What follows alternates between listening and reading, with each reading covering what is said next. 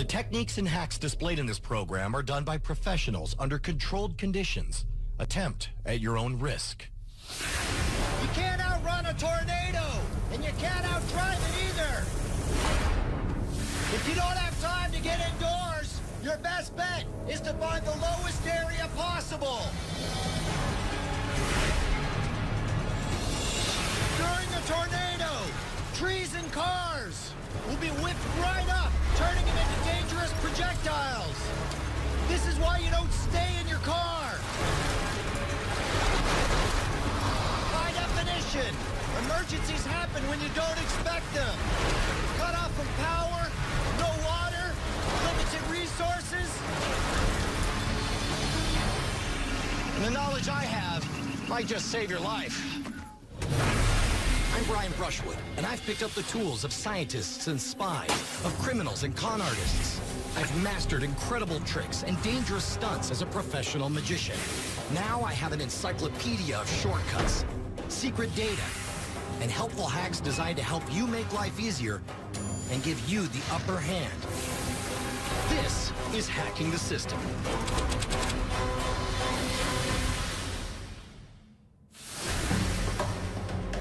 For the vast majority of us, it's not a question of if, but when disaster touches our lives. Earthquakes, tsunamis, hurricanes, even a terrorist attack can keep you cut off for days at a time. In 2013, our planet experienced some 880 major natural disasters. According to estimates, the damages for those catastrophes totaled $125 billion and took the lives of nearly 20,000 individuals. Now, there's no alternative for planning ahead, but if you do find yourself in a disaster that you didn't prepare for, there are plenty of hacks you can perform around the house to help keep you and your family alive. Knowing how to make the most out of what you have at hand can mean the difference between life and death when catastrophe strikes.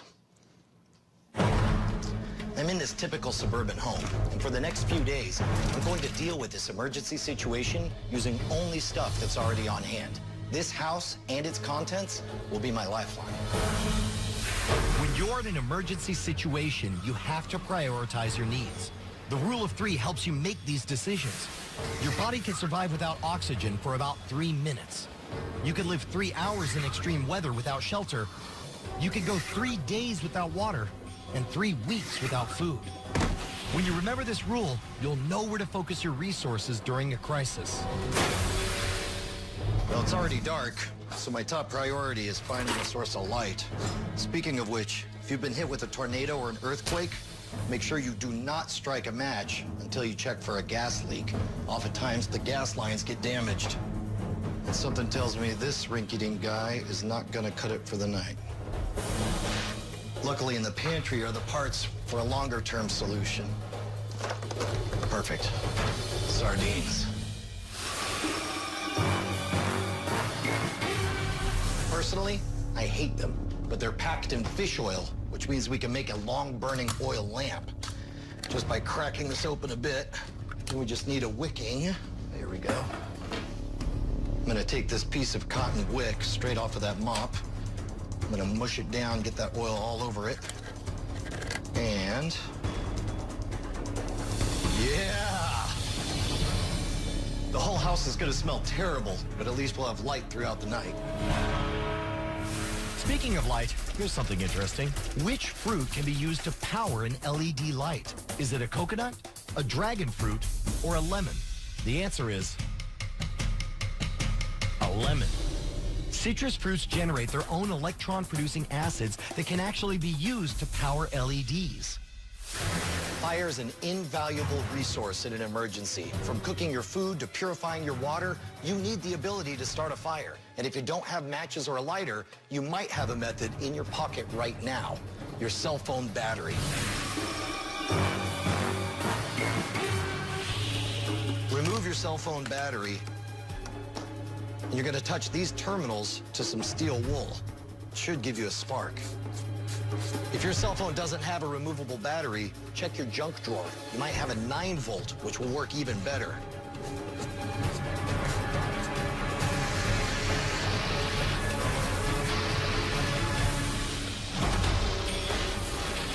Once you have that heat, a little bit of lint, you got an easy fire in no time. Starting a fire is useful, but if the temperature's dropping, you might need to safely contain that fire to keep warm. In this case, we got a couple of paint cans. Make sure one is small enough to fit inside the other, a bottle of isopropyl alcohol, and of course, toilet paper. We're gonna start by taking the tube out of the toilet paper, and this gives us one giant cotton sponge that we can wedge inside the smaller of the two cans. Here's the crazy part. Once you light it, it's not the toilet paper that's gonna burn. The toilet paper is there just to act as a wick. Now we'll pour this entire bottle of alcohol in there, and it should soak it up almost as fast as you can pour it. Finally, take the smaller can, put it inside the bigger can, light it. It's not exactly a bonfire, but it's portable, it'll keep you warm, and it can burn for up to 5 hours. Make sure you don't leave it unsupervised. And to regulate the oxygen flow, you can place the lid on, or you can put the flame out entirely just by covering it up.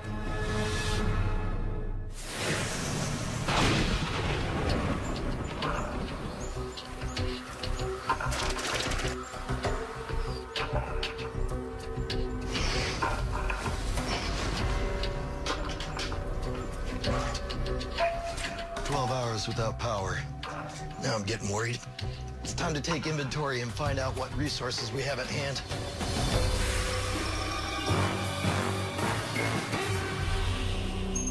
Well, this isn't good. In a major disaster, your supply of clean water could be cut off.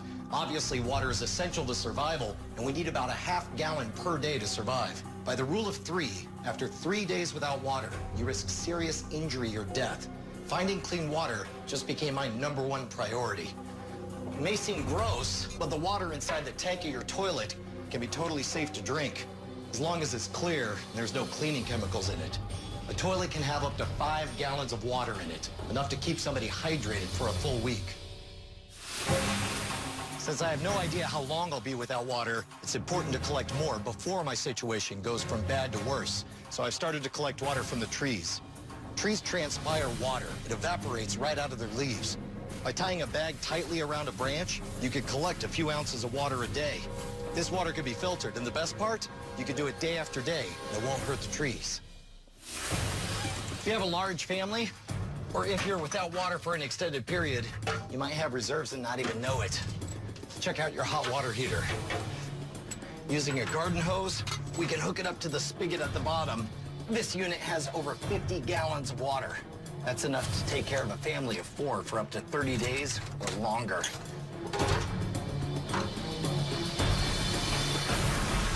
Woo! That's 50 gallons of crisp, clean, life-saving water. But say you have a modern water heater that doesn't contain water. Then what? When water is scarce and you're in an extreme emergency, can you and should you drink your own urine?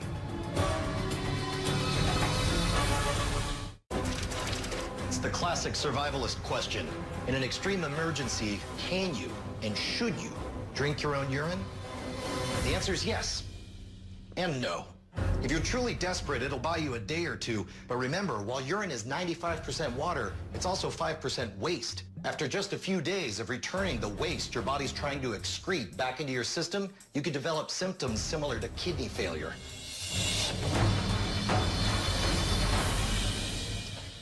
Lucky for me, they had some apple juice.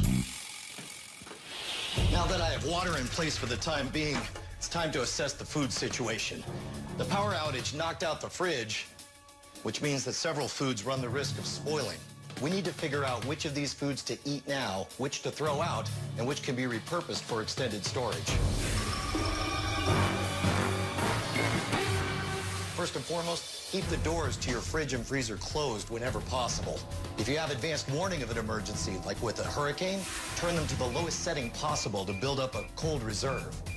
Food in the freezer should stay at least partially frozen for a day or two. And get this, the more cold food you have packed in your freezer, the longer it'll stay cool. Check this out. In 2006, 3 Mexican fishermen were found adrift at sea. How long do you think they survived? Was it 9 weeks, 19 weeks, or 9 months? The answer is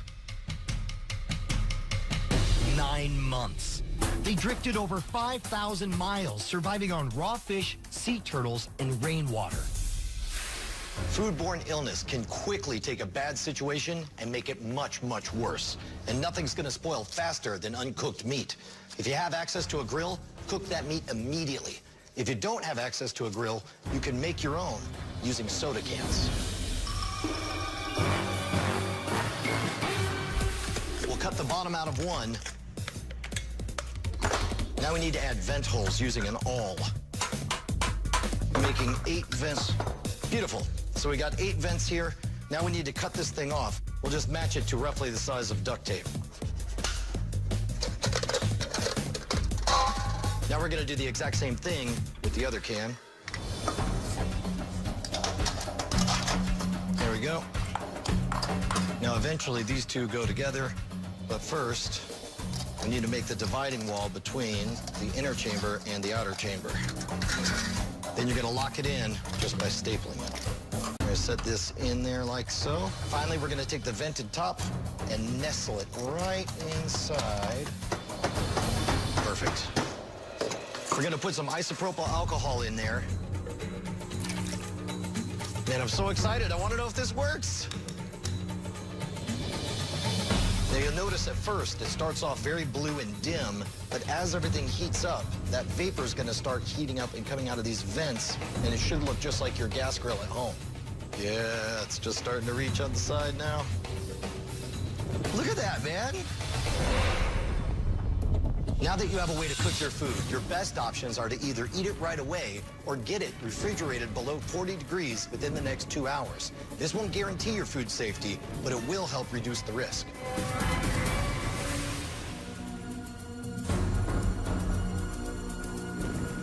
A power outage starts a ticking clock on your dairy items as well. There's not much you could do about the milk or the cottage cheese, short of wolfing them down. But you can preserve some of your cheese for later by dipping them in wax.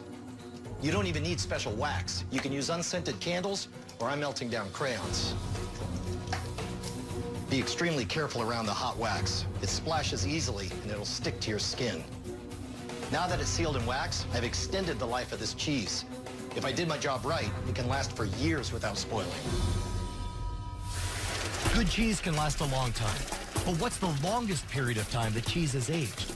Is it 3,600 years, 103 years, or 13 years? The answer is 3,600 years. Researchers identified clumps of cheese on top of a mummy buried in a Chinese sand dune. Unfortunately, they didn't find any crackers to go with the oldest cheese in history.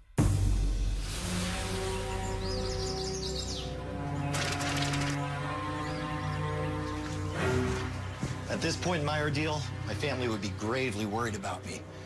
Power's out. I have a dead cell phone. I need to figure out a way to charge this so I can put a call out.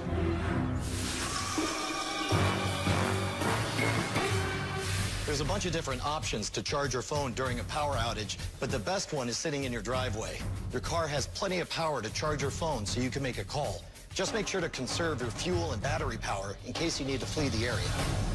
But my favorite way to charge a phone uses a car charger, a 9-volt battery, and a quarter. Check this out. You're going to plug your phone into the car charger, place the tip of the car charger onto the positive terminal. Then, with the coin, bridge the remaining connection, and you're charging. How cool is that? All right. What was the deadliest natural disaster in U.S. history? Was it Hurricane Katrina in 2005? The Galveston Hurricane of 1900, or the Johnstown Flood in 1889. All three caused catastrophic damage, but the Galveston Hurricane is believed to have taken the lives of 6,000 to 12,000 people when it obliterated the Texan island in 1900. There's just no containing the power of Mother Nature. 2 days of being virtually cut off from society. Fortunately, I found water and was able to extend my food supply, but some of it's already starting to spoil. This is exactly the kind of situation where you need to consider the possibility of leaving the safety of your house.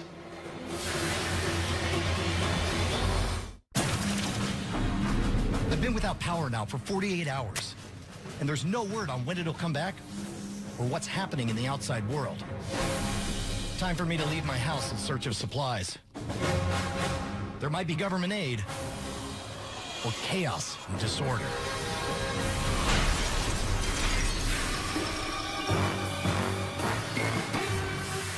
If there's a run on supplies, you might be looking at civil unrest, and the authorities might need to control the masses. We're talking tear gas, pepper spray, smoke bombs. Amazingly, though, you can build your own protective mask using little more than 2-liter bottles. Start with a stenciled template in order to cut out the part that'll go on your face. Then you're gonna line the sides with foam and duct tape. This will make it more comfortable and give a tighter seal. Next up, we'll do the filter. For the housing, I took an old soda can and poked a bunch of holes in it. On top of that, just put 2 or 3 cotton pads. And to absorb the chemicals, we'll put a couple of spoonfuls of activated charcoal in there.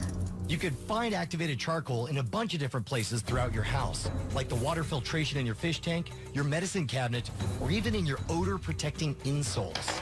Finally, a couple more pads to keep everything in place, and then we'll seal it off with a bandage on top.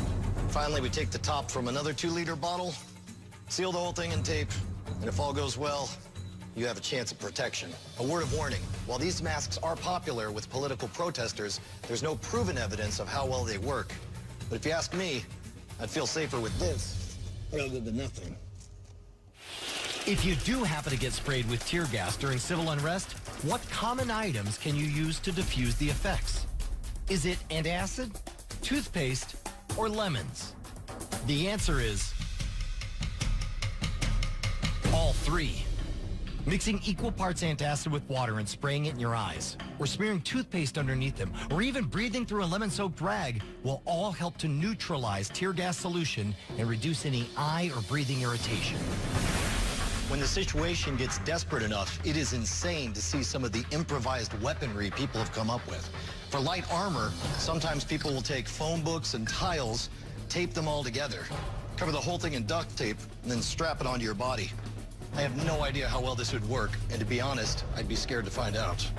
In a close quarters situation, you might need to keep an attacker at bay.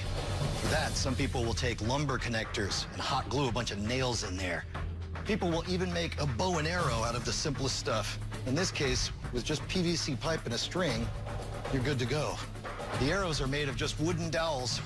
I want to know if this actually works. I've never actually done archery. Whoa! I am a lousy shot, but that would be terrifying in real life. Of course, I'm not advocating you take all this stuff and go out on the streets during a riot because, well, you'd look like this. And that really would be terrifying. But I do have a practical hack that could help you with unwanted intruders. You just need a willing test subject. Oh, you're cooking. I guess there's a recipe involved. So we know that pepper spray is an effective deterrent. Turns out you can make homemade pepper spray, and with just stuff you'd find in the kitchen. I'm not gonna share the recipe that we're doing here, but it does use some oil, some vinegar, and all the gnarliest peppers I was able to find. I chopped them up super fine, blended them right in here. Take a whiff. Oh, no. Now, let me state unequivocally that it is inherently dangerous to mess around making your own homemade pepper spray, and nobody should make pepper spray and test it on their friend's face.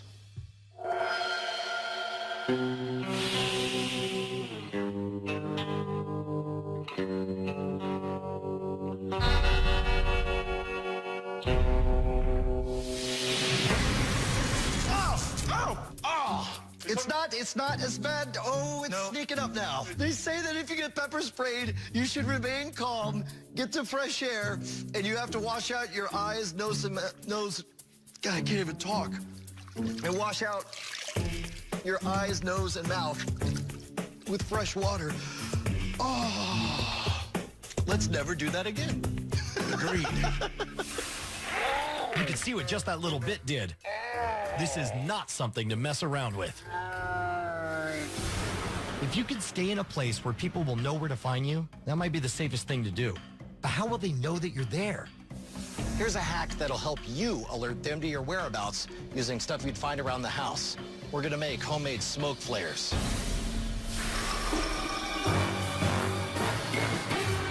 started by mixing plain sugar with potassium nitrate, aka saltpeter, which can be made from stump remover or a cold compress. Mix the two together over heat, and for a container, I used one of these cells from a rechargeable drill battery. Poured the mixture into the casing, added a homemade fuse. Now this bad boy is ready to go. Don't forget, handling potassium nitrate is not without risks, so make sure to exercise extreme caution. Woo!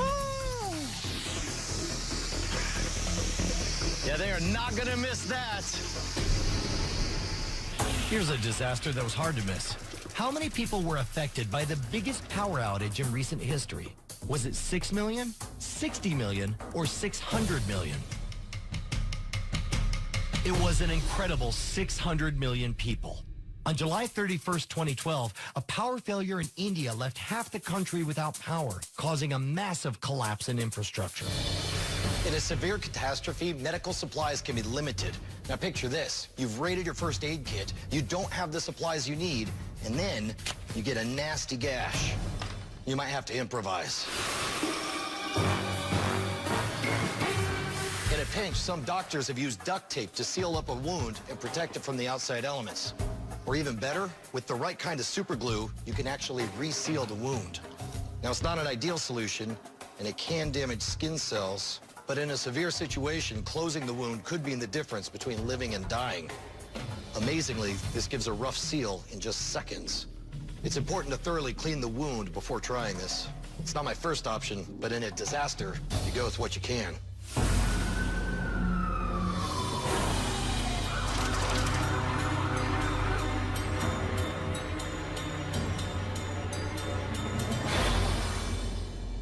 Hallelujah! Almost 72 hours cut off from water, gas, and electricity. FEMA recommends that you have enough food, water, and supplies to last your family through this crucial period. I managed to kind of muddle my way, scavenging, hacking, and scrounging, but I don't recommend it. I think the lesson here is simple. While you can muddle your way through a catastrophe, you're much better off preparing for the worst. Now I gotta check my email.